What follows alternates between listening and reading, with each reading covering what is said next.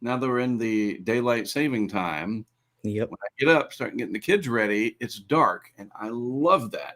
Yep. I know that Andrew Huberman, if anybody ever listens to the Huberman Lab, says that we got to get out and get the sun in our eyes and the vitamin D and all that stuff started. But man, I like it when I get up and there's just a little bit of dawn outside, and then I go to school, taking Daphne especially. She goes to school first, got to be there by 8.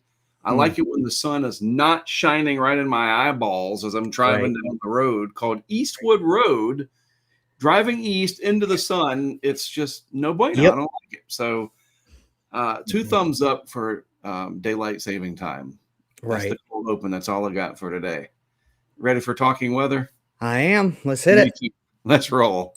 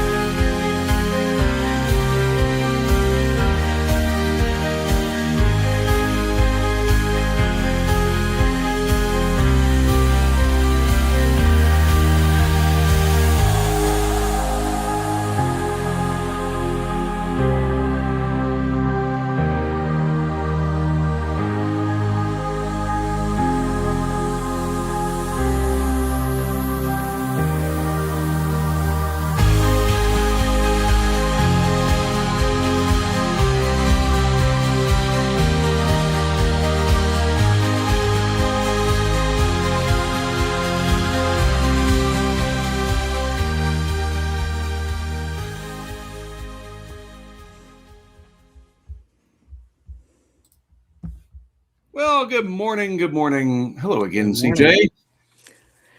I'm sorry. I didn't hear. I heard the back end of that. Hello, CJ. Oh, hello. Hello. All right. Tuesday, March 10th, 2026. Talking weather. More serious today because it's a severe weather day, a big one. And we want to get to that. And we also have at the bottom of the hour, so I've got 27 minutes. I had to look at that tiny clock down there. Right. I need to be like a real studio and have some giant clocks and everything on the other side. You know how, right? Anyway, we have a very special guest that CJ has no idea who it is. Nope. Neither do you guys. And it's our Tech Tuesday guest. So we got a lot to cover between now and then.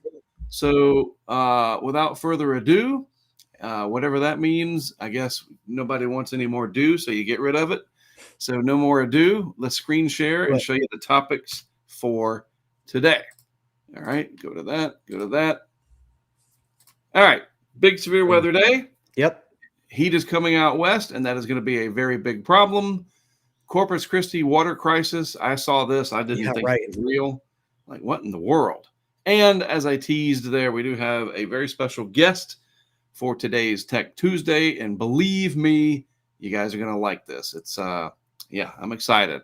All right, let's get to it. National high and low temperatures. CJ, we have a new contributor. Wow. And I think it's, well, you know what?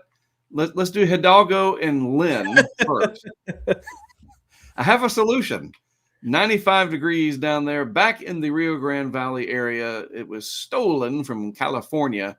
Yep. But trust me, folks, it's coming back to the Southwest sooner rather than later. But this other place up here in Washington, how do you pronounce it? Well, I'm glad you asked. Stehekin. Thank you. Stehekin. It is Stehekin, Washington. The first contribution from Washington State.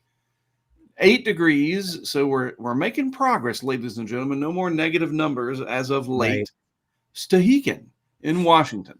Hidalgo and Lynn, we visited some of these areas before. Right. The world's largest killer bee. That sounds terrifying. So I guess we'll 95 degrees, not enough to melt the killer bee sculpture.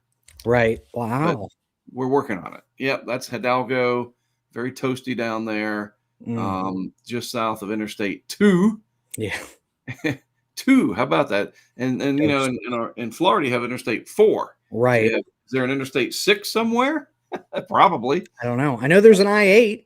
Yes. And anyway, so yep, southwest or southern Texas, you got McAllen down there. Yep. You got Lynn and vicinity, nice and toasty. So again, it is Stehekin, Washington. Where's that? I had to look it up too. It is east of the big mountains for the most part. Wow. So sitting down here in a valley makes total sense because that air settles. And just look at some of these Google. I mean, come on, that's fantastic. Wow. Here's another one. This is the Washington area. State's a bucket list trip for me, man. Dude, absolutely. I have heard nothing but gorgeous things. I've been told stay out of the big cities, but otherwise, even Seattle, though, is beautiful. Oh, look at that. That is just, wow. Wow. Yeah, I was out there with the family in 2024, and it is everything. Stehekin, there you go. It's in a national park. Look at that.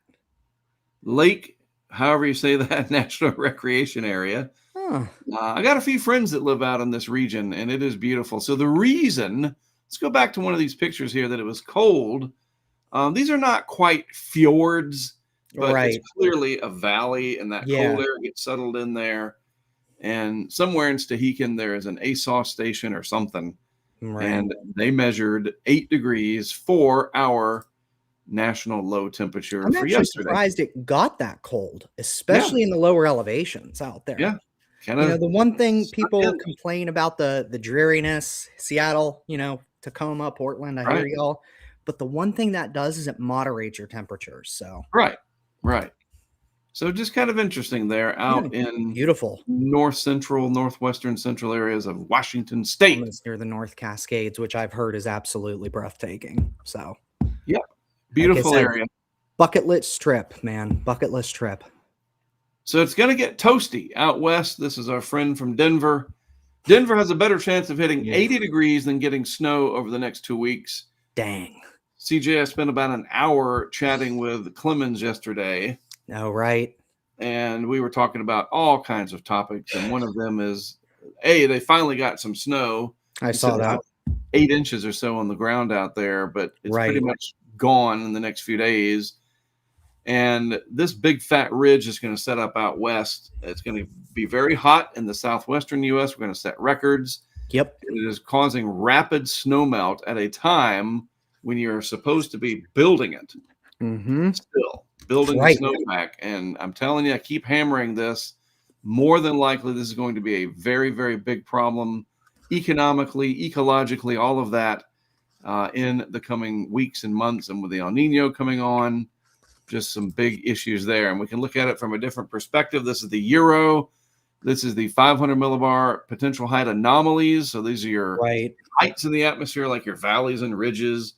And currently, you can see we got this big fat upper level low sitting over the Baja and vicinity. But that is going to change. If we move through time, it swings east and it gets replaced by some huge height anomalies. Look at that, dude. Jeez. I mean, you can easily see the ridge and the trough pattern here, the wave pattern, and then very anomalously high heights out there, meaning that the air is extra thick, basically. It's like a taller mountain.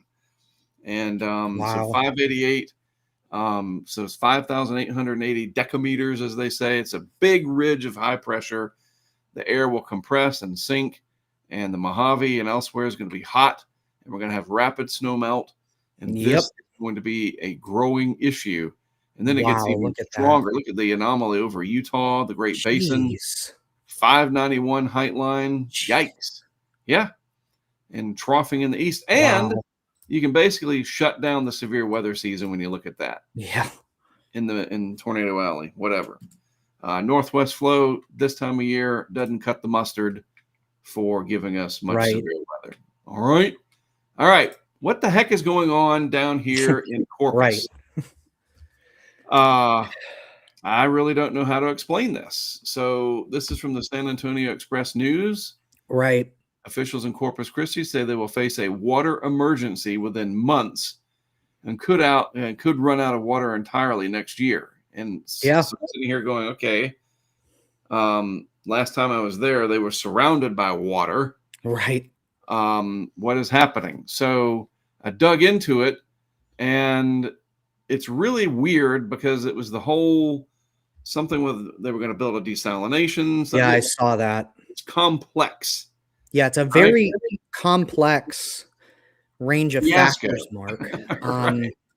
And it, from what I read, now I couldn't gain access to this because I'm not a paid member, but it seems that there was some mismanagement on the city government side. And that they were going to hedge their bets on desalination. I know they sent some people to Israel, which for anybody that's unaware, Israel is actually leading the nation in desalination as a source for fresh water. But here's the thing with desalination. It's very expensive and it's very energy intensive. Yes. But it sounds like this town or this city is really, they got rid of all of their water infrastructure or something. I read. You might have to explain that a little more. Yeah, I mean, they're working on it. They do have a solution with 4 desalination plants, but it's expensive. It takes time, and with the drought that seems to be starting to set in out there, and the lack of potential fresh water from tropical systems this year, we talked about that the guidance is showing a kind of a dry Gulf. I mean, this could be a problem. So it's on our radar, figuratively and literally here, that we're going to keep an eye on this story. And it's very much real. And so stay tuned. We'll have more about it, I'm sure, in the coming, because I'm going to be passing through here, presumably, on the way down to the National Tropical Weather Conference. So something we'll definitely have to keep an eye on. All right. Absolutely. All right. So the big story today is big ticket severe weather. I chose a little screenshot deal from the HER showing the Lone Star State just for effects and whatever. But it's a big ticket severe weather day. Just a good expression for those in the weather industry. You've heard that before. Big ticket weather. That'd be a good website name, bigticketweather.com. But anyway, it's looking rather dicey, and a contributor to this, boy, oh boy, remember recently, CJ, we were talking about how cold the shelf waters were off of Florida. Not anymore. Nope, that definitely has gone away, and those sea surface temperatures have rebounded as we expected in the Gulf. Yes, and this is one perspective from Ben's chart. Jump over here on the old NOAA Nestor. Look at that, dude. Like the entirety of the Gulf is now substantially above normal. And in some cases, back to Ben's post, come on, 10 degrees Fahrenheit above average. What? Now that's your shelf water area. Yep. So there is a caveat, but this is going to help to fuel the storms because that warm, moist air gets advected north into our storm systems, and it just helps to add some fuel. So absolutely. Any hurricanes that get in there or start in there or whatever later in the year, we'll worry about that at that point. But for now, it leads us to this. So yes, it does. Take it away, Mr. Morgan. So today we actually have a bit of a bimodal threat, Mark, with that split flow regime that we were showing. We kind of alluded to with showing the height patterns. You got that cutoff low over the desert Southwest that's going to start pumping in some air over Texas. And what that's going to do is that's going to allow, obviously some defluence aloft. That's going to have a huge impact on today's weather over the South Plains of Texas and most of central Texas, actually. We're expecting, threats like tornadoes, high winds, but mainly it's going to be a huge hailer threat down there for Texas. So if you're in areas, especially, and can you hit those cities for me? Thank you. What is that? Abilene, basically, almost in it. Wichita Falls, it looks like. Yeah. You could see some seriously damaging hail today. Big time, 3.5 inches or more. Yep. You got I-20 that runs right through here. Yep. You got we've been out here a lot, your big north-south corridors. You think about these towns we've been in, Monday with a U. Yep. Trying to think, this is going to get close to Vernon? Yeah. Some of these areas. But yeah, look at this. The intensity got the sideways lines, whatever. This is hard to, is one of the communication issues, but we'll just call it a SIG-2. Yeah. So the intensity is ratcheted up. And they mention it in here, large hail greater than 2 inches, and that is for just the overall pattern. But if you look further into this, I think they did mention some of these supercells. You could see 3.5 inches. I saw it somewhere. I don't remember. Yeah, exactly. I think that's what the SIG-2 risk. Right. So hail, big economic problem. The tornadoes, of course, are the ones that take lives. Unfortunately, we've seen that a lot in just the last few days. Yep. And this is pretty substantial as well with a SIG-2 tornado area. And it's just like so painful to see that close to the area where we just had the deadly tornadoes. What was that, Friday? Yep. And here we go again. Right. And, there's some serious population in this area. It includes the majority of Chicagoland, Peoria, as well as northern and north central Indiana. So, the big thing here today is that you're going to have a warm front that's going to lift north across the region. And just like what happened in Michigan last week, you could have a few of these storms get anchored to that boundary and really enhance their low-level rotation. And that's why, the SPC is really highlighting this area as it can conditionally support strong to intense tornadoes. We could see some large hail, and I don't want to, push people, to put too much emphasis on the HRRR where it's putting these storms, but especially, and I was reading the discussion, especially for any storms that are ongoing around 0Z. So that's now that we're in daylight saving time, it's 7 o'clock Central. 7 o'clock. Okay. Yep. So around 7 o'clock this evening, you could see those tornadoes start to get much more intense, hence the conditional threat being upgraded, where they're expecting your most reasonable probability of intensity to be somewhere around an EF3. Right. So, today is definitely a day to take serious. If you are in that area, make sure you have multiple ways to receive weather warnings. And we're going to be tracking, along with a bunch of chasers who are going to be out in the field, spending about a pound of gold on gas in Illinois, since it's one of the more expensive states for gas. So, it's going to be a very interesting day to see how all of this progresses. But again, the warm sector there, Mark, is going to be pretty unstable. You're talking CAPE in advance of, this is your mix layer, 2,000 joules per kilogram, with some models printing surface-based CAPE at almost 4,000. So a lot which of is ridiculous. So to give you guys some perspective, around 1,000 to 1,500 is what we look for to have severe thunderstorms. That's pretty typical. Once you get above 4, it gets to be ridiculous. So the timing on this, late afternoon into the evening. Yep. And some of these, the high resolution guidance suggesting in the suburbs in and around Chicago and vicinity. Yep. So just, heads up. You got another one that forms there, a cluster after or just before dark. Yeah. But Mark, notice what the storm mode is here. Everything else, it's isolated supercells, and that is a problem. Now, eventually they will grow upscale and into a line, as you can see here, and then that'll set off tomorrow's risk across portions of the Great Lakes. So we see them by themselves like this. That is the telltale sign of trouble.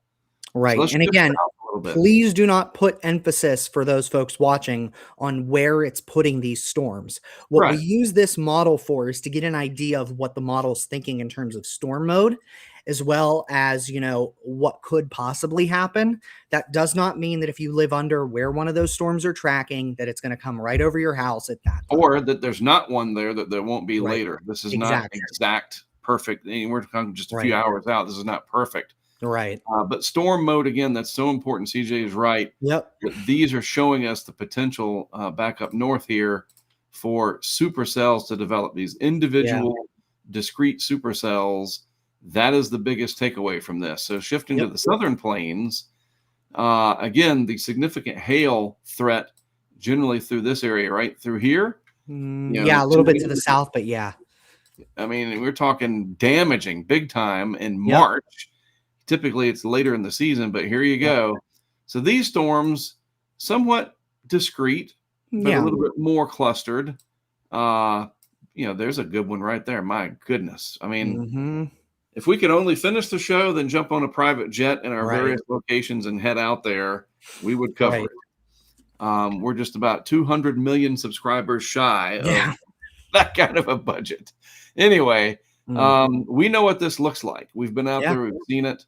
And, this is out after dark at this point, and that squall line heads. Oh, actually, we have a couple of cams that we have to keep an eye after dark, CJ, on Weatherford and Millsap. I'll get in touch with our friend out there and make sure that he is aware. I'm sure he will be as these start to impinge on the Dallas-Fort Worth Metroplex. So that's today. What about tomorrow? Luckily, things start to calm down because we're going to change the pattern. So what is it looking like for tomorrow, CJ? So tomorrow we can expect, again, some more widespread severe weather. It appears that you're going to have a broad warm sector in place across the Arklatex up to the Ohio Valley, with a swath of strong southwesterly flow overspreading that area, and then a jet max so that's a jet streak across the Ohio Valley.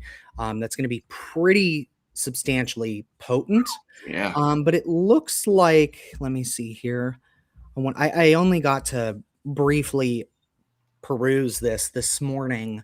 It looks like we're going to be looking at primarily a damaging wind threat for tomorrow, as well as a hail threat. But there could be, and I do want to emphasize this because some of these areas aren't used to back-to-back severe weather threats. For the conditional tornado threat, down in Dixie Alley tomorrow, that you guys get it. It's March, it's tornado season. So portions of Mississippi, Arkansas, Louisiana, East Texas, honestly, where I would expect tornadoes this time of year. Right. But where I wouldn't is in my home turf. So we're looking at the greater Pittsburgh tri-state region, southeast Ohio, southwestern Pennsylvania, northern West Virginia. This core part of the upper Ohio Valley, basically from the Cincinnati area up through Pittsburgh and into the Erie suburbs. You guys need to have multiple ways to, receive warnings. You could have some isolated tornadoes and potentially some strong ones, EF2 or greater. So just pay attention. That's what we try to emphasize so much. We want to put the onus on you. You have the tools. You've got all the world's knowledge right here at your fingertips. Everything's available. Absolutely. For you to be on top of stuff. And the number one goal is to keep you alive. Yep, 100%. And, the folks at the National Weather Service offices, they'll be on top of it. NWS Pittsburgh does a fantastic job during these events. So, and I'll be following this obviously tomorrow as I have a personal stake in the game. But, and one thing I want to leave on this with, tornadoes can and do regularly go uphill. So I don't want to hear anybody say that. Right. Yeah. Mountain schmountain. Yeah. Yep. And then finally by day 3, it starts to calm down because, again, the pattern is going to change. We're going to eventually develop a big ridge here, right? Or troughing in the east. But maybe we get some active weather down in the southeast. Let's jump back over to the modeling real quick. We're doing well. I'm still 6 minutes ahead of schedule, so that's good. Let's get the southeast real quick from the GFS 6Z run. Florida, you looking at anything? Maybe a couple of nice isolated thunderstorms as the line kind of breaks apart once it gets down this far. Maybe some snow in the higher elevations of Virginia and West Virginia, but crazy. I'm not expecting too much, but we definitely will take any type of rain we can get down these parts. So. Yeah, I mean, it's looking all right there, going on out to about day 6, another round as some moisture seems to stream out of the Caribbean. That's good. Yep. In that trough coming in, I mean, Yeah. We'll take it. The moisture. We'll take it. Absolutely. We will take it. All right. Well, let me jump back over, unshare the screen, and very good. So it seems like my guest has arrived. So I'm going to throw the banter part on, and we're going to do this. And I know CJ has made some good graphics. So it is Tech Tuesday time. Yes, it is. And I'm very excited. I love this. You took what'd you do this in Chat GPT or something? Not bad. GPT, not bad. Not bad. All right. So my guest, I'm excited as heck, and he's there. He's ready. I've known him. I'm trying to figure out how to do this, the whole reveal. So I've known of him since, I don't know, like the late 2005s, or you know what I mean? Like 2008, somewhere. Right. Thank you. What else? Then I became aware of, this is potentially one of the greats. Wow, I did not know that, because I was under the impression that this person was a doctor in San Diego, and I was wrong about that. Turns out, born in New York City, lived on Long Island, then did move out to California, and most recently, though, is in Mississippi. And this person went to Harvard, studied history, and now is in my phone. The contact name is Neil Armstrong, because Neil Armstrong was the first person on the moon, and he laughs about this because this person has been in the most tropical cyclones of any human being, alive or dead. Josh Morgan. Hey, awesome. Hey, what's up? Hey, I'm honored by this buildup. I was feeling like I can't live up to it. Well, you've done it. You've lived up to it. You've been in typhoons. You've been to Australia for cyclones. Lots of hurricanes in the U.S. But seriously, long time ago, I saw that little iCyclone logo on videos on the old YouTube, and I'm like, who the hell is this guy? Because you were in my Wilma shot. You drove right through my camera shot in Wilma. Didn't know. And then I started seeing stuff, and I remember my friend Jesse was telling me, see this cyclone guy? Who is that? And some rumor had it that you were a plastic surgeon from San Diego, and that's how you could afford to do all this. Oh, God. Wow. Oh, love it. I'm not even kidding. So that's great. But no, you're Hurricane Man. So and so look, you're here on Tech Tuesday for a reason.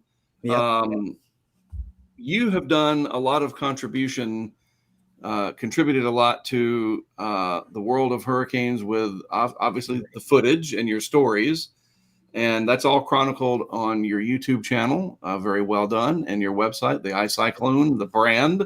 You speak at conferences. You're known now. You've had the Hurricane Man show, and you've traveled the globe. But the one thing that you have done, despite and we all get the criticism, you guys are crazy going into those things or whatever.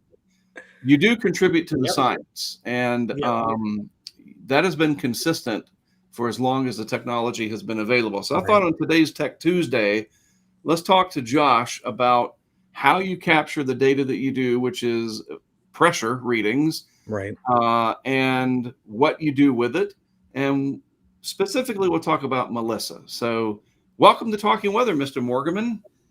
Thank you. Talk how you do the pressure. What do you use? I know it's Spectral, and now you're going over with Campbell Scientific. I almost said Oregon, but we know from the charts and graphs that you have shown at the conferences that you take a lot of pride in getting it right. So walk us through that, please, sir. Yeah, absolutely. You know, I've always whether it's the storm chasing itself or the way I collect data, I'm always about just like specializing in one thing and then just really focusing on that and doing it really well. So with storm chasing, I only do hurricanes. I always say I don't sleep around. You know, I've never taken time to learn about other phenomenon. I'm just like the hurricane guy, and that's just what I want to be the best at that. Right. You're not going to see Josh in a nor'easter. Right. No, oh no, absolutely. It doesn't have an eye wall. Just like I don't even show it to me. I'm like, no core and no interest. And in terms of like collecting data, I'm pretty much the same way. My focus is air pressure. Now I look at you and I admire so much what you do, Mark, because you're doing it all. You know, you're you're making a valiant attempt, and I think often a very good one, to collect wind data, which is so hard to get good quality control data, the right exposure amount that's not going to come down, the right height. I mean, there's so much involved with that. So I'm hunting most of my chasing is outside of the United States. So only about a third of what I do is in the US. So I'm flying all around the world, every hemisphere, a lot of times to remote corners of developing nations. Portability was key for me. And that means, bring small devices, where I go, because I'm often like hopping from one flight to the next and going to remote places. Also, you can't go into a foreign country with all kinds of metal poles and pipes, and like they're just going to be like, "Oh, hold on, what's going on here?" So I decided, okay, my focus is going to be air pressure, and then the focus for me is then how to do that right, and learning about that, and just making sure to properly deploy instruments, to make sure that, you calibrate them properly, that your elevation so that they're correcting for sea level pressure. That's a really important thing. And then not touching the device. If you're driving around with a barometer in your car, that pressure trace has no scientific value. It is not showing you anything. If you're moving locations, if you're changing elevation, that those data are garbage. Like the instrument has to stay in one place. So what I started doing was it was actually it was about 15 years ago that I started collecting data. Before then, I was just basically an adrenaline junkie. Hunting hurricanes for me was just like drugs. It was just like going on roller coasters. That was the thrill for me.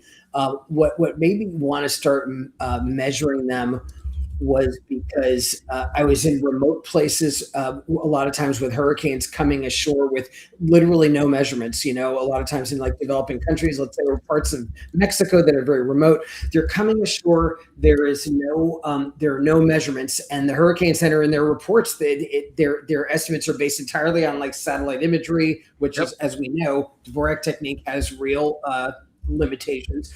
And that just bugged me. And I'm like, hey, if I'm in these storms, if I'm in them on the ground in the eye, I should start measuring them. And that was the genesis of starting to do this. I started with the Kestrel meters, which are great devices. They're very portable. And I started carrying a fleet of them, typically traveling with 4 to 6 of them, to plant them in little drops. The little look like a little drop. And the little drops, Nielsen Kellerman, the brand, they came out with sort of it's like a mini Kestrel. It is like it's a little plastic. It looks like a drop, and it's called a drop. And they're also very accurate.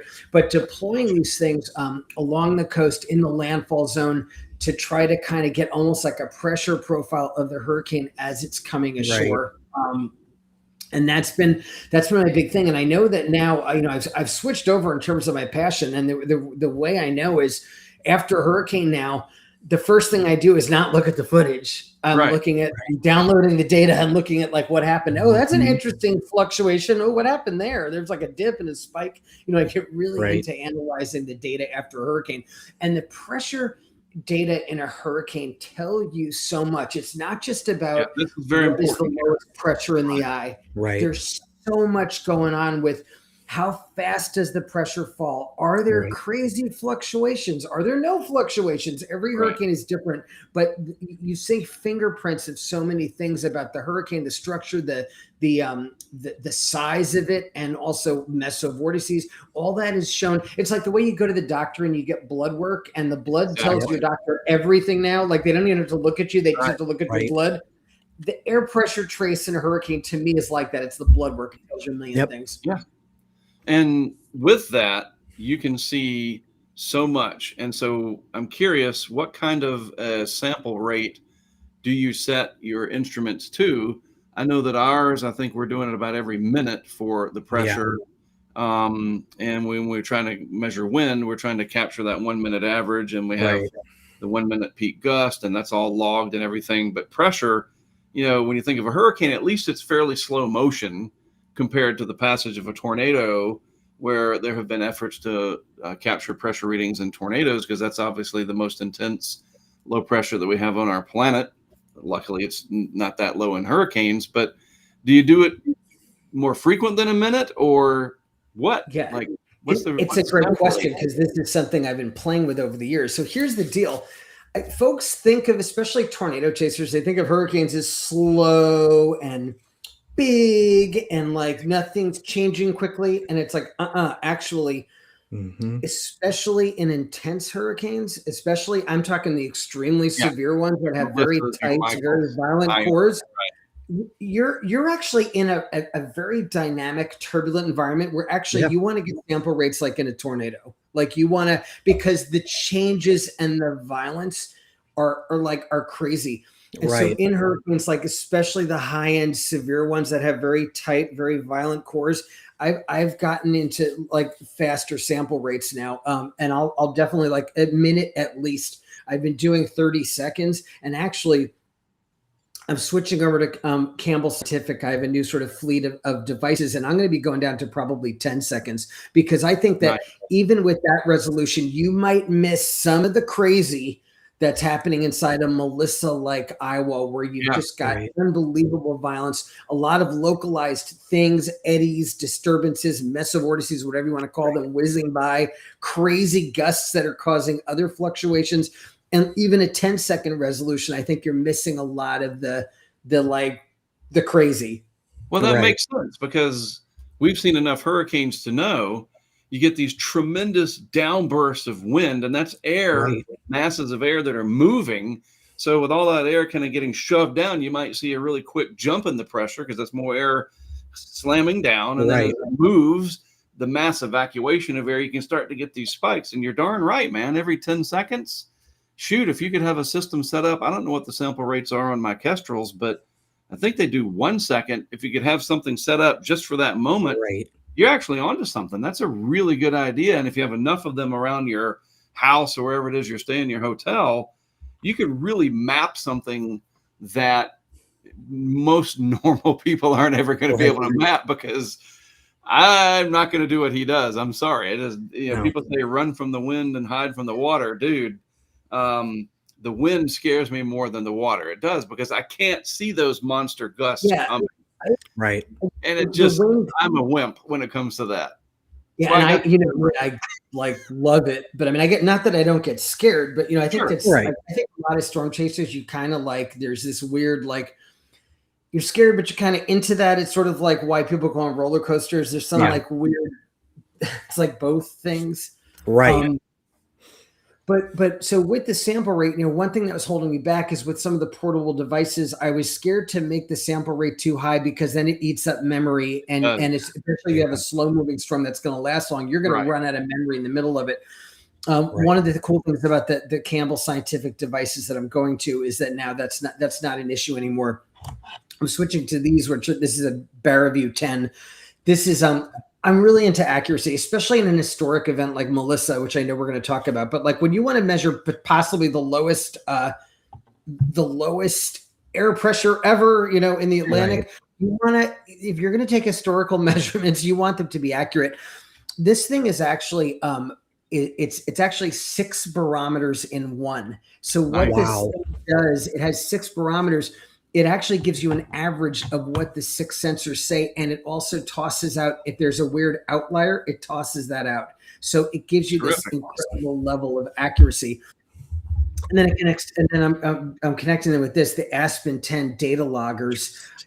This is like an edge device. It's very powerful. It takes the data, it processes it, and it puts it up to the cloud. Basically, I have no limits now on the resolution of data. So I think especially when next time I'm going into like some crazy ass, really severe, violent storm, I'm going to do something crazy like 5-second sample rate. Like get everything. Every little crack. And you're probably going to have a few cracks at that on the Westpac. How things are going this year with the El Nino setting in. So let's talk about the strongest Atlantic since Allen? I think since Allen, and then by pressure, I think did it match officially the 1935 Labor Day storm? Yeah, 892 or something, Josh? At peak intensity, it did. Yes, Okay. they both were 892. At landfall, it had bumped up just a tad. So I bet you know which page I should jump to. Oh, I mentioned all over. My work is all over this report. So yeah, this is the official National Hurricane Center report on Melissa, and it's got not only my data but also my damage pictures. There's almost all the photos in the report are mine, because I was stuck there for many days, and I took the opportunity to basically survey the whole direct hit zone of the hurricane to show really kind of show the wind damage. It was a fairly, like a lot of these extremely severe hurricanes, it was fairly small, not tiny, but on the small side. The direct hit zone was fairly narrow. For folks who are watching who don't know, this was the strongest landfalling hurricane on record in the Atlantic, tied for first place with two other hurricanes, with estimated sustained winds at landfall of 185 miles an hour, 160 knots. And I was in the eye. I got just barely into the sort of southeast edge of the eye, so the wind kind of calmed down for a couple of seconds. That said, I did not sample the lowest pressure. I got a low pressure, but I missed the exact center by a couple of miles, and therefore, unfortunately, did not get what was likely the lowest pressure. So it looks like 897 is what they went with. Is that based on what you had as well? Looks like that's what they cited in the report.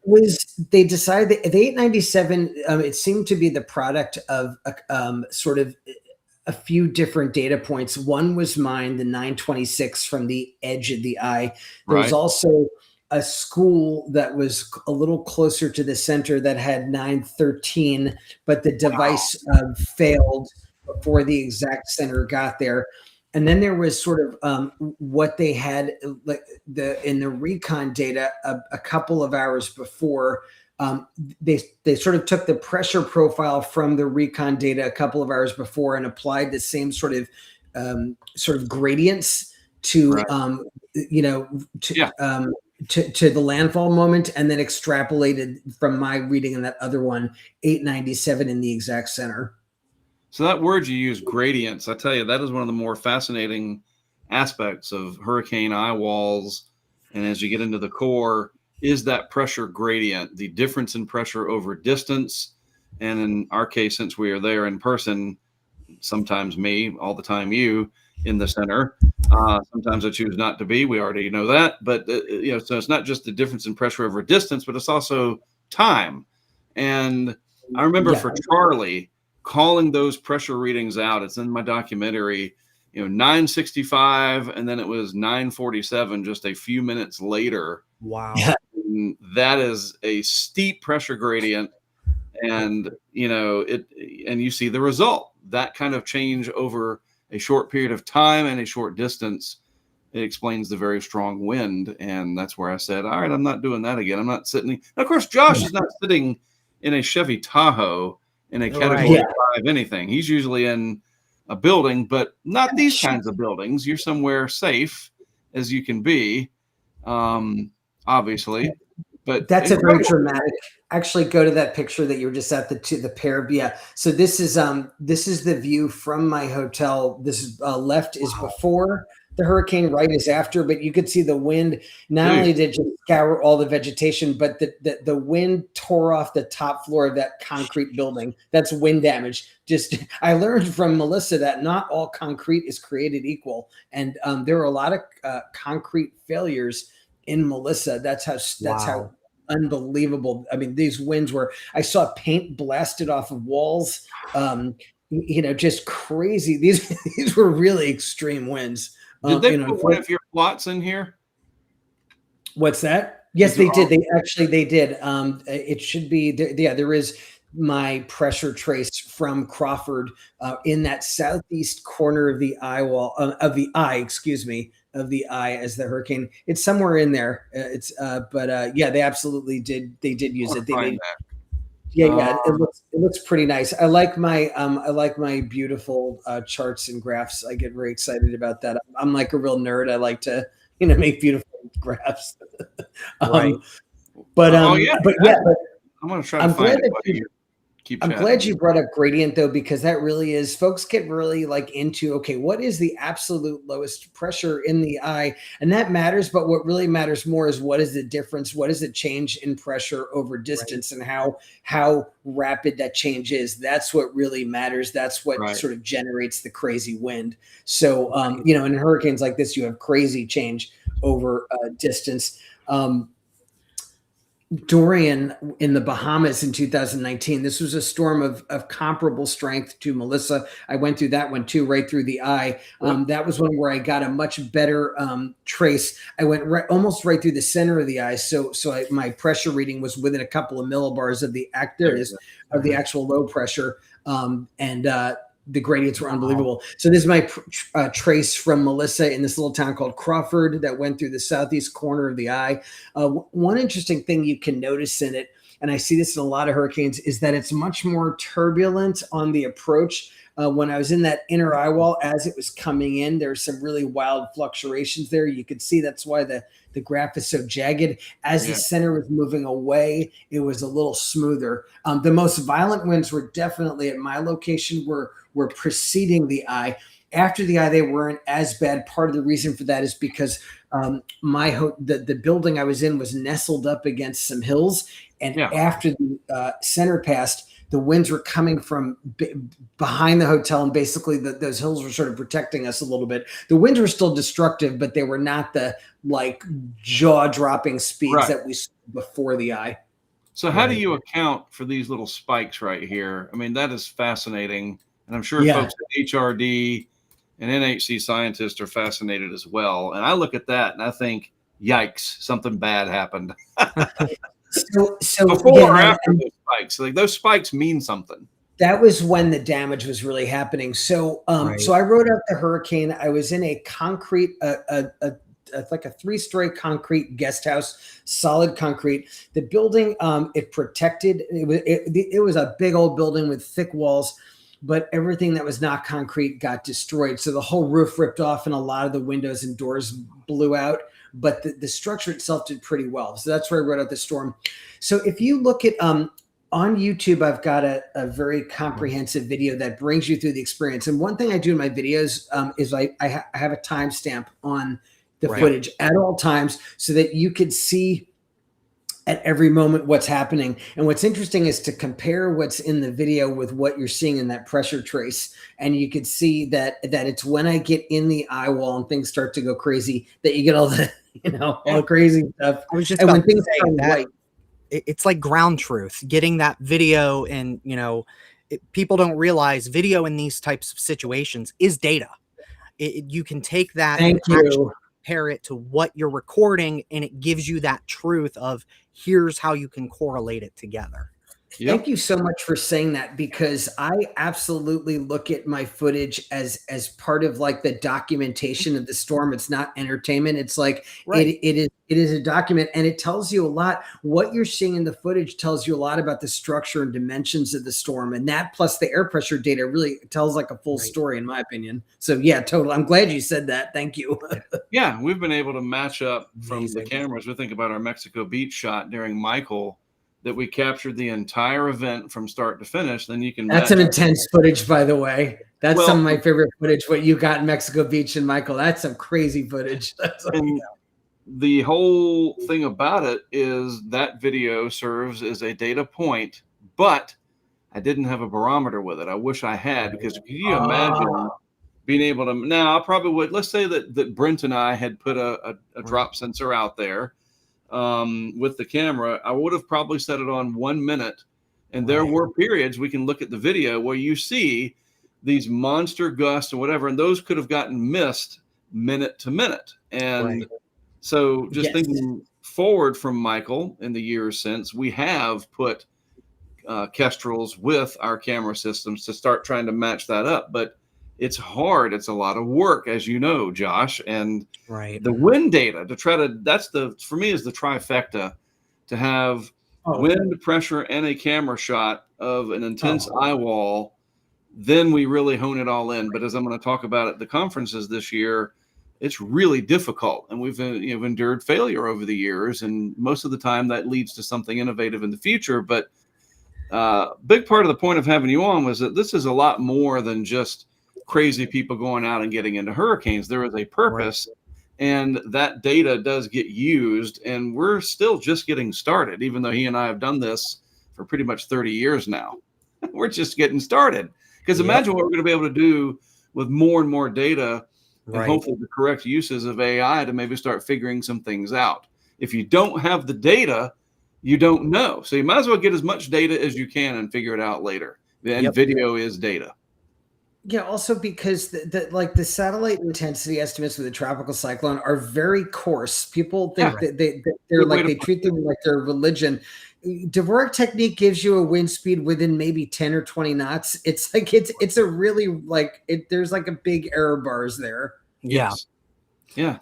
And I want to touch real quick on one of the things that I love about your work, Josh, is you tell the story of the people, especially in these nations like Jamaica, like the Philippines. One of the first times I saw, I think, any of your stuff was Tacloban. Was that Hainan, I think? Yep. Yeah.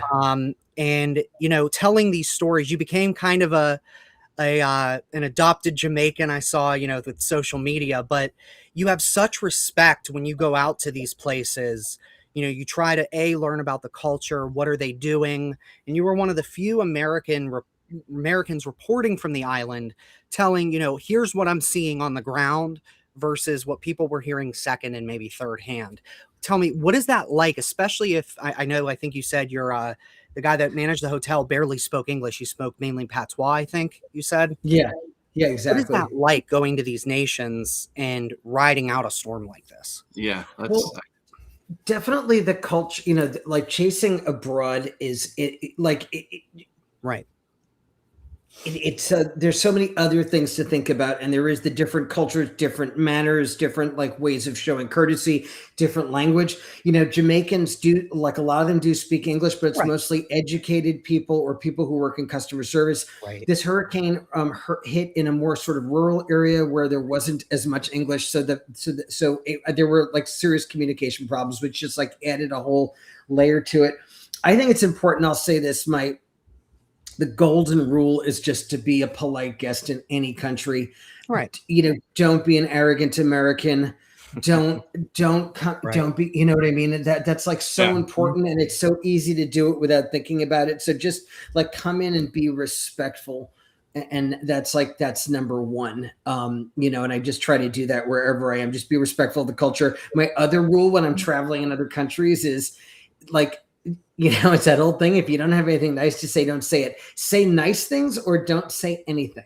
Don't complain about the roads or whatever. Just point out the nice things. And if you do that, usually the locals will be okay with you being there. And if you try to really show what they're experiencing in a fair way. One other thing I want to say is I think it's important not to catastrophize. I think that I noticed that some of the coverage, they just, I noticed some of the coverage after the hurricane, they're showing that one little place where a few people were maybe fighting over some supplies, and they're they're getting off on that chaos. And it's what I saw after Melissa, and this is a catastrophe. Sure. Areas just flattened. I actually felt that I was impressed with the level of calm afterward. I felt that the Jamaican government got military and cops and supplies and medical clinics in there fast. I thought they did a good job, and I tried to show that off. That things were, I don't want to say under control, but that they were doing a pretty good job of keeping order in a catastrophe zone, rather than just trying to show that one little bad moment, because I feel people want to see that. Right. Yeah, I was worried going down there that's what would happen, and so that was part of the reason I didn't go. But that's a small part. The bigger part was my technology wouldn't work down there. And so what am I going to do? And I didn't know anybody, and I wasn't going to go by myself. And Josh generally chases alone. He's not going to have Mark tagging along. It doesn't work that way, because that's what he does. Now, when you go to Mexico, you have a partner that goes with you, if I'm not mistaken. Half the time. In the Philippines, different people. But I was worried. And CJ, you remember, I was like, dude, this is going to be so bad. I don't want to get stuck down there. It starts to devolve. And I feel bad about that. I don't really know Jamaica that well, but there was this preconceived notion that I had that when it's over, it could be a big problem. I mean, that's anywhere, and that's in the United States, by the way. Yeah. Look at, we're not immune to that either. After a disaster, I think in the U.S. it's a little different because you could sort of drive away from it because we're a big landmass, whereas on a little island like in the Bahamas or Jamaica, it's like a little area. I was concerned about that. Absolutely. And I was stuck in the impact zone. I was there for 5 days. I was living there. In kind of a rural area where like a lot of people didn't speak English, and and standing out. I mean, obviously people could tell I just looked different than everybody else. So there's some concerns, and I just think, okay, someone's looking out for me. I just try to be polite. I try to make friends. That's really important. Immediately make friends, build community. I felt like within 2 days, I was living in this wrecked hotel with other survivors. We became sort of like a community. I felt like I had people that I knew and that I stayed in touch with, by the way. But that's part of it is building human connections right away so that you're part of a community. You're not just this random dude by yourself. Right. Yeah. So the future of this, you're going to be using Campbell Scientific. You got the potential of a lot more data and potentially higher resolution data. What do you think about, obviously with the El Nino coming on, probably not going to have a lot of opportunities in the lower 48. We'll see. You ready to go back out to the West Pac? And you went out there a little bit last year, right? I think you've done some ping ponging.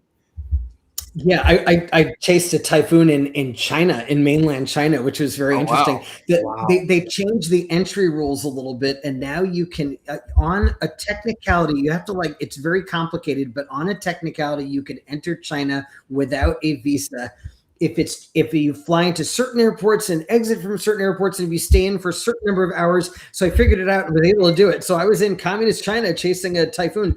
Now you can't rent a car there if you're not Chinese. So I had to have a driver who spoke no English. So I was with this guy for 3 days, and we're like communicating entirely with like apps. But it was cool, man. Got in the eye. It's just insane. A lot of Chinese food. Is there a country where cyclones hit that you won't go to no matter what? And if so, why? I mean, there's a couple. I'm an adventurous guy, and I'll listen. I mean, you see my track record speaks for itself. I'll go anywhere, but there's a couple places. The ones that I've ruled out, at least for right now, are Haiti, because it's not a completely functioning. Nothing against it, but it's not a completely functioning state right now. It doesn't have like Royal Caribbean doesn't even go there right now. So. For obvious safety purposes, I get it. So Haiti is one, and there's also not going to be safety aside. There's not going to be the infrastructure that you need to chase properly. And then the other one would be Yemen. So in the Arabian Sea, I'm very open to chasing in Oman, but Yemen is just stuck in a horrible civil war. So that's one where it's like, and if they catch an American, that might have a lot of value. So that's so Yemen is another one that's kind of off my list. I will say also Nicaragua, not because it's a failed state or anything, but their East Coast, which does get intense hurricanes sometimes, most of it it's not very accessible. There aren't any roads. Bluefield, stay at the Hampton Inn Bluefield, which Bluefield's had actually a direct impact from a Category 4 in the 80s, Joan, which they call Juana, but was they had a really boom, perfect direct impact, but except for Bluefields and like Puerto Cabezas, there's like a lot of just nothing in between. And a Hurricane Eyewall isn't that big. Yeah.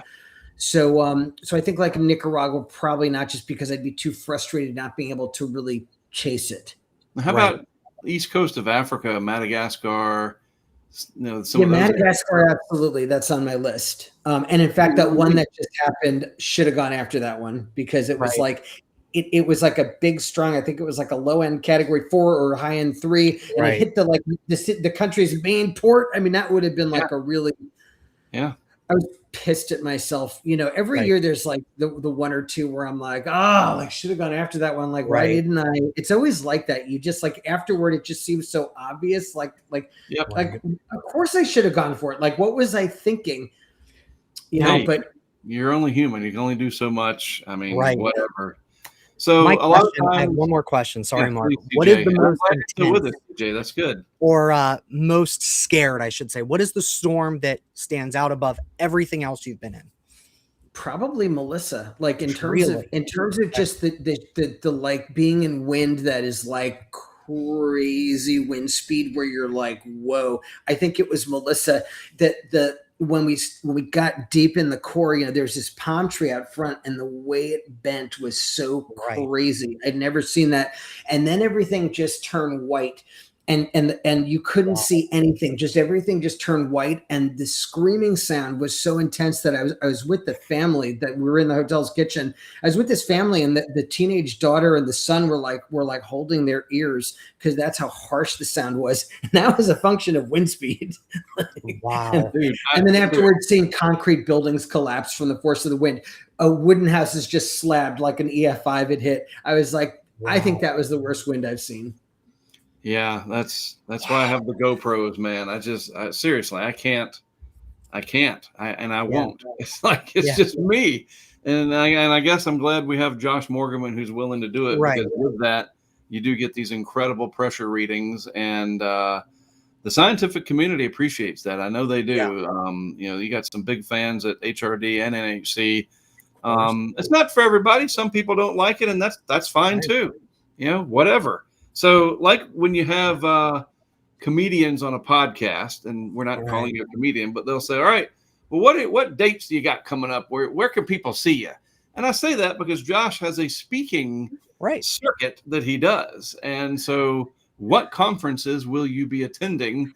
Where can people see you, Josh? Yeah, no, we have a bunch of, we're in conference season now. So I'm going to be at the National Hurricane Conference in Orlando, presenting in the Melissa session with like the NHC guys, like we each have we each have like 22 minutes. And so I'm going to be presenting the on the ground aspect of it, so that's going to be April 1st in Orlando, National Hurricane Conference. Then after that, the National Tropical Weather Conference, which is my favorite hurricane conference. And Mark, you're a fixture there as well. That's a great conference. I love that conference. So I'm going to be speaking there, doing, again, Melissa's my big sort of topic this year because it's so dramatic. And then after that, the Coastal Bend Hurricane Conference, that's like Metro Corpus Christi. That's one where I appear occasionally. It's a big conference. It's like almost 1,000 people. Water. What's that? You gotta bring your own water. We're having a water problem there. Yeah. Oh, really? Okay. Yeah.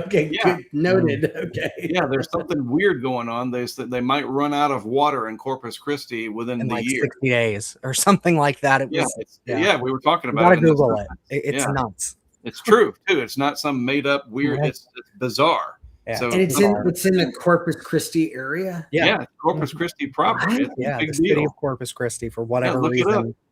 That sounds dire. Yeah, that's literally what the article said. Dire situation for Corpus Christi. Okay, noted. I will bring cases of water from Mississippi, and so that I'm not a burden. There you go. And don't put any water, or you will be besmirched.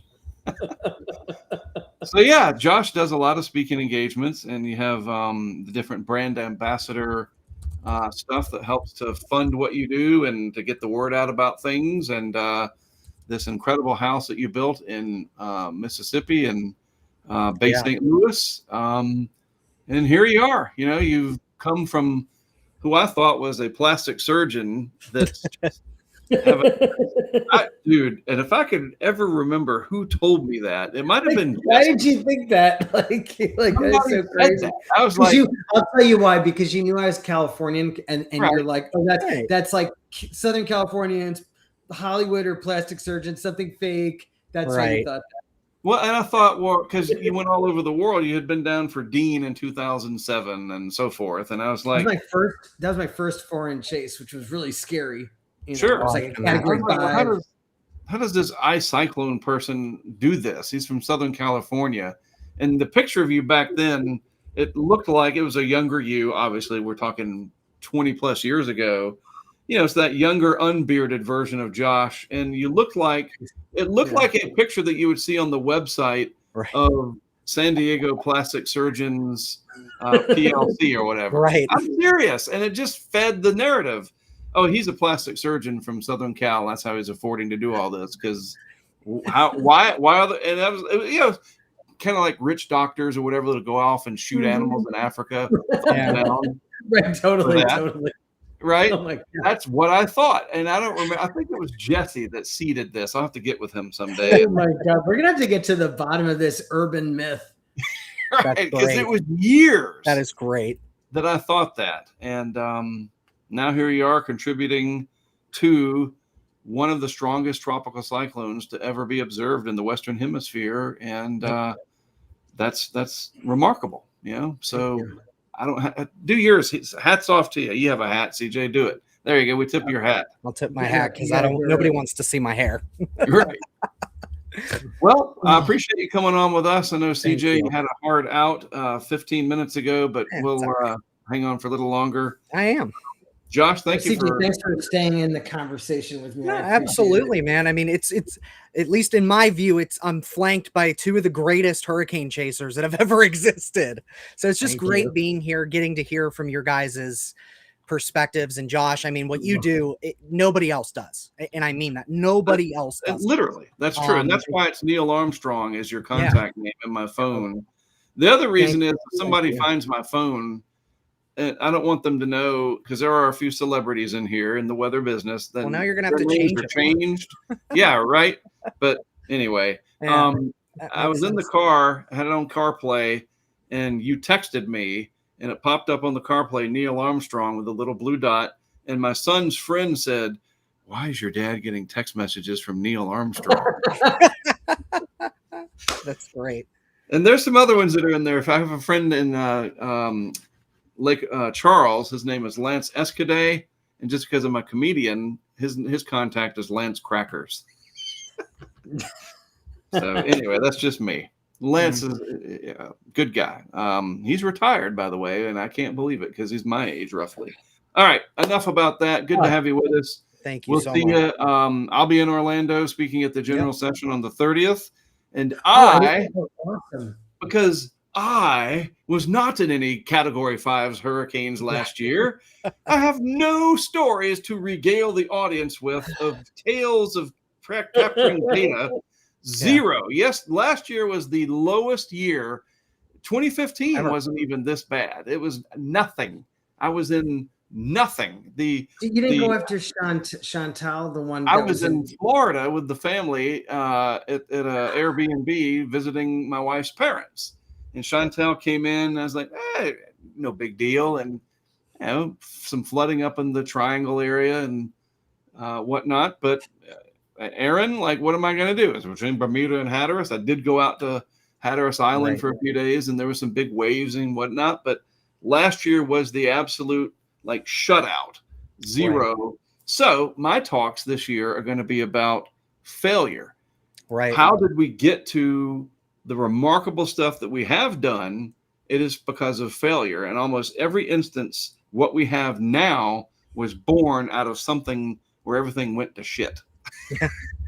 Seriously. That's a great listen. That's an inspirational topic because, you know, that's like, I mean, to try to, you know, make lemonade out of lemons is like, you know, that's all you can do, you know? Right. And that's I figured, you know, not a lot of people talk about when stuff didn't go, you know, because we go to these conferences and we showcase success. Here's what I did last year. It's this amazing dog and pony show. And no, sometimes it isn't that. So I'm going to show a little teaser for you. I'm going to show Lily 2002. That was catastrophic. 05, when we first started the live camera project, lost everything during Katrina. I thought I was going to quit. Story. Yeah. Your Katrina story like hurts me. Like when I hear that, like what was just quickly, what would happen in Lily? That was so bad. So Lily, I had worked about a year and a half with NHC and HRD scientists to learn how to properly collect wind data with a vehicle. And I met with Stacy Stewart. I met with Stan Goldenberg and the former director of HRD, Frank Marks, and others. I did seminars, got a lot of grilling because I was just geography guy, and these are some PhD scientists, and it was rough. There was a learning curve. And the biggest thing was sighting. sighting, like SITING, not sighting on a house. Right. And data logging. You got to log that data. We need a digital record of it. So I put some money, some effort, and rehearsing with my colleagues at the time, and took my old Isuzu Rodeo that was my first intercept vehicle. It's not a chase vehicle. You don't chase hurricanes. You intercept them. If you chase a hurricane, you left too late. And I got everything ready, and we had Lily, which was the first landfalling hurricane of the 21st century. And I'm down there in southern Louisiana. Right. Oh my God, that's right. We had that those right, two it was a drought. seasons. Yeah. And the anemometer was up on a 6-foot mast in this welded rig thing on top of the Isuzu. It was an RM Young. I moved away from Davis. We had a $2,600 data logger. Everything from RM Young is expensive, but it's fantastic, right? So we're ready to go. I had CNN shadowing me, Jeff Flock, their Chicago bureau guy that was like the Jim Cantori of CNN weather coverage. So there was all this attention on me and John. And we left Morgan City that morning to go out and get into the eye wall of Lily down near Avery Island. And we're driving along. The sun had just come up. And the anemometer is, again, 6 feet above the top of the Isuzu. So we're talking about 4 meters roughly, maybe more above ground level. And a little telephone wire had been jiggled loose down in front of the road, and I hit it. And it sheared off everything. And we have it on camera because we had an old scuba housing with a camera shoved in it on top of the Isuzu. This is before GoPros. That's what I'm saying, people. We were ahead of the game. And it was just a complete disaster. Ripped the anemometer off. It fell onto the pavement, broke into pieces. And the CNN guys are filming. And then I go back to Morgan City later, meet up with Jeff Flock. The thing on the top of the Isuzu was bent. He's like, well, I understand there's a little bit, I'm on national TV, a little bit of a mishap out there, Mark. What happened? And I got nothing. And it was the data, Josh. It was the data, that stupid little mistake. And so how did we learn from that? Well, over the years, we started coming up with mobile weather stations, basically like we think of now as a Mesonet. And they have been refined. And we got them now where you can clamp them onto bridges and whatever. But now we're dealing with theft. People can steal them. So we have to mitigate that. Right. You remember that. Yeah. Right. So there's one harrowing story for you from Lily. And then we have Katrina that I'll talk about. CJ, are you in the field with Mark? Like working with So sometimes, yeah, I do a lot of severe weather stuff. I live in Southwest Florida, so I'm just south of the Sarasota area. So the last couple of years, I've been a little locally busy, but yeah, I try to help as much as I can, especially if we get a home team landfall. Right. But yeah, I'll do Lily. I'll talk about Ida. Ida was we lost 2 weather stations in Ida due to physics. Right. I'll talk about Irma, and Irma we'll kind of wrap up on this. Irma was the reason that we have the footage from Michael. And the reason is all 5 of my camera systems that I set up from Miami all the way up to Naples, 4 out of the 5 failed because the Verizon network went down because Irma came through and tore up all the infrastructure. And we had no backup because up until 2005, remember 2017, for 12 years of doing live video, everything worked. You know, we never had a failure. If there was a hurricane and we had a live camera in it, it worked. And Irma was the first time that it didn't. So as soon as that went, and I was on the phone with people at National Hurricane Center as the eye wall was coming into Marco Island, and they're watching that shot. And it's like raging and raging. And they're like, oh, the storm surge should be there any second, offline, done. And it was just like a heart attack. Like, that's it. And is it going to come back on? It was Taylor Trogdon at the hurricane, the storm surge unit. No, it's got about 4 minutes that it'll try, and then it won't. It was a Ustream broadcaster camera. And I was like, that's it. I'm going to come up with a backup plan. And then the GoPro idea worked. And we had to reverse engineer some stuff to make it run for 30 hours. And Michael happened. So if it wasn't for Irma, if everything had run properly in Irma, we would have only had decent Nest Cam footage during Michael, not the high resolution HD. Wow. How awesome that like a disaster, you know, serendipity. And I'll tell you just one thing is I feel like that's happened to me, like missing Otis, the Category 5 that hit Acapulco. I didn't go for it. And like Eastern Pacific is my turf. West Coast of Mexico is my kingdom. And missing that was like, I mean, it was like someone died. Like I was depressed for months. I didn't even want to think about hurricanes for months. Like I was like literally like, I don't want to chase anymore. Like that's how bad it was. But it caused me, I think it's why with Melissa, why I just went for it. And like I was a little scared of it, and I didn't want to be like alone there. And I was like, there's all kinds of things going through my mind, but I kept thinking about don't F up like you did with Otis. Like it was like I kept needling myself with it, and so I think I don't think I would have chased Melissa like that if not for Otis. So exactly. So that's what my 2 talks this year will be about: is how we've taken failure and turned it into something successful, and where we hope to go with that in the future. So, well, I look forward to seeing both of you at my house in Bay St. Louis, Mississippi for my annual hurricane party on Saturday, June 6th. CJ, you as well. I know that Mark's going to make it this year. I'll send you the information. We hope to. I told you there's no. I want to show you my Campbell Scientific Station on my back lawn, a mesonet grade station on my back lawn. Yeah, this dude put a 10-meter. He is waiting for the next Camille or Katrina. Not the I will tell you, if there is another Camille or Katrina, that house is probably where 95% of coastal Mississippi is going to want to seek shelter. And the data, you'll have some excellent data. Oh yeah, wow. No, just a block from the Gulf. I mean, it's right there. You know, it's like it's going to be some good data when next time that happens. Not that I'm hoping for that, but just right. You know. It's like that Seinfeld episode. Not that there's anything wrong with that. No. Remember that. All right. Well, that's it from us for today. I appreciate everybody. Josh, thanks for hanging out. Thanks. Safe travels when you start the circuit. And hopefully a lot of this TSA nonsense will go bye-bye and we can travel easier. Story for another day. But it's been kind of a nightmare out there with this partial government shutdown. I'm just like, I don't want to drive to South Padre, so please fix this. I think I might drive actually because of that. But it's been great talking to both of you guys, nerding out together. Thank you. Very nice to meet you. Finally. Yeah, likewise. Likewise. Appreciate it. All right. And our audience, we appreciate your input. And sorry we didn't get to any of the chat today, but obviously we needed to chit chat here with these folks. Right. And we're over time. CJ's got to go do his day job or he'll be in the poorhouse. So I'm Mark Sudduth. There's Josh Morgan from Bay St. Louis area, and that's CJ down in the Sarasota, Venice area. This has been Talking Weather. Y'all. We'll see you again tomorrow. Thanks for tuning in.